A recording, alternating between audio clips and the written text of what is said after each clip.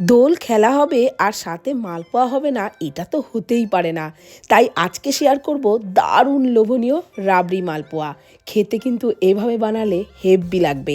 তো এই রেসিপির জন্য কিছুটা খোয়া গ্রেট করে নিলাম, ওর মধ্যে দিয়ে দিলাম গরম দুধ, খুব ভালো করে ফেটিয়ে নিলাম, দিয়ে দিলাম সামান্য একটু এলাচ গুঁড়ো, ভালোভাবে মিশিয়ে নিয়ে 1 কাপ ময়দা অল্প অল্প করে বারে বারে দিয়ে ব্যাটারটা তৈরি করলাম।